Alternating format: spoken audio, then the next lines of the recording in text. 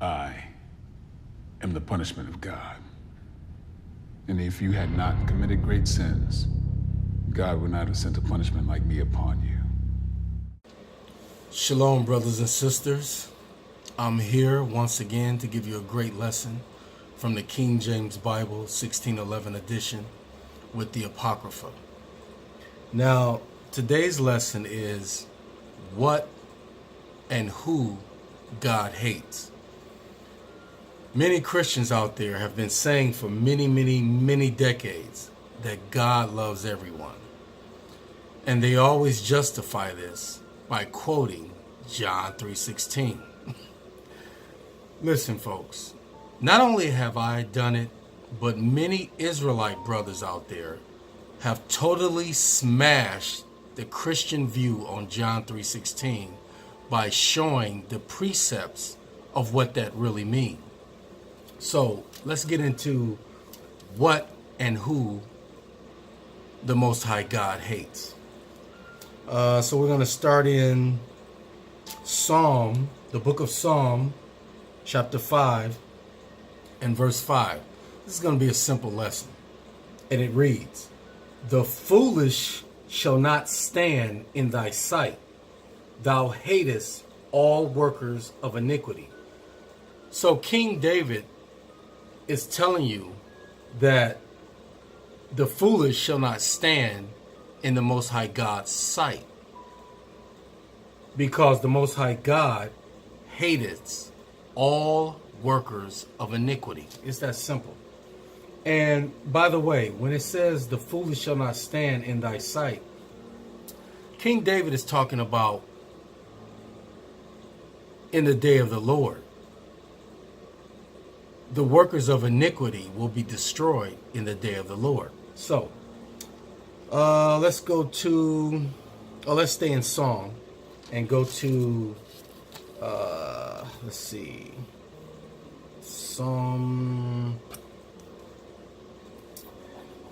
bear with me for a minute, Psalm 10 and 3. Let's go to Psalm 10 and 3. Psalm 10 and 3. And it reads, "For the wicked boasts of his heart's desire, and blesseth the covetous whom the Lord abhorreth." The word abhorreth means hate. For all you Google scholars out there, look it up. The word abhorreth means hate. I'll read it again. "For the wicked boasts of his heart's desire."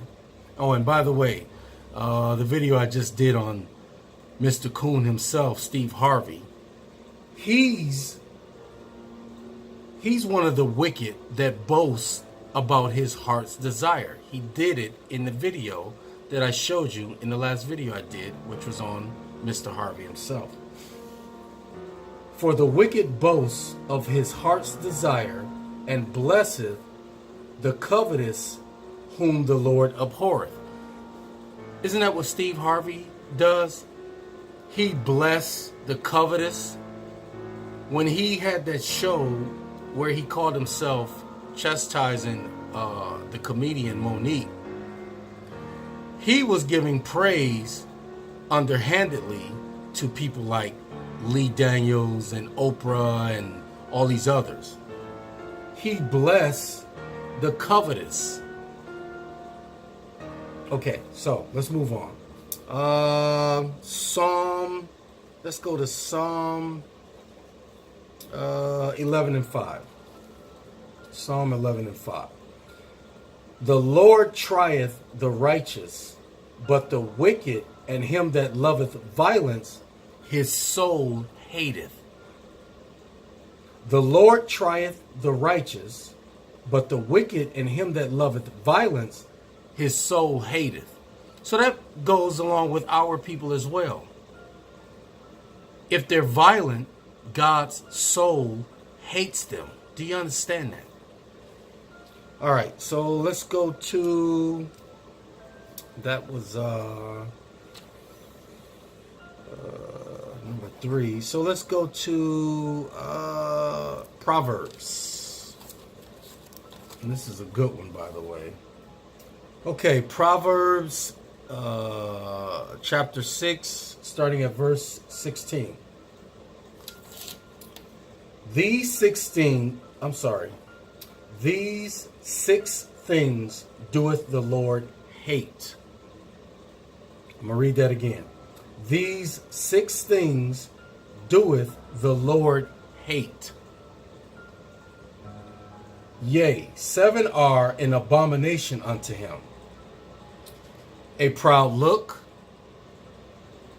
a lying tongue. We know a lot of brothers and sisters that lie, that have a lying tongue. And hands that shed innocent blood, like some of the monsters in our community that kill people over things like cars and glasses and shoes. And heart that deceiveth, verse 18. And heart that deviseth wicked imaginations, feet that be swift in running to mischief, a false witness that speaketh lies, and him that soweth discord among his brethren. I'm going to start at verse 17 again. And these are the things that the Most High God hates. And I'm emphasizing this, by the way, because Christians are always saying, God is love. He loves everyone.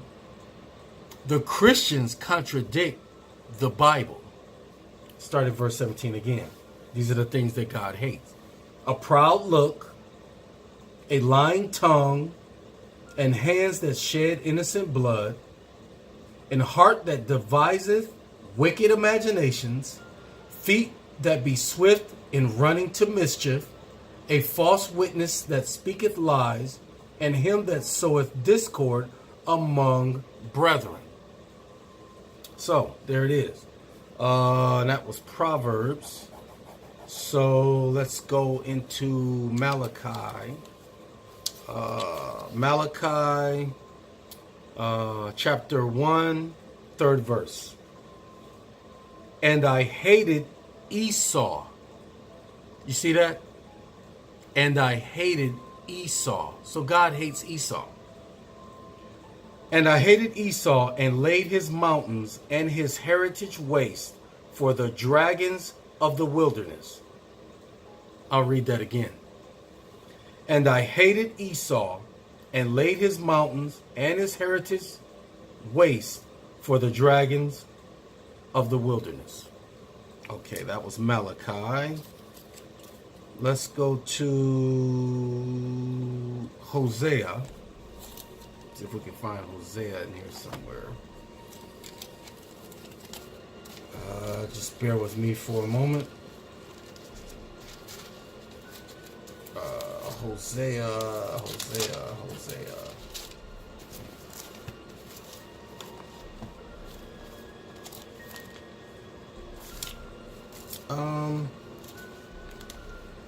You know what? Let's go to, instead of Hosea,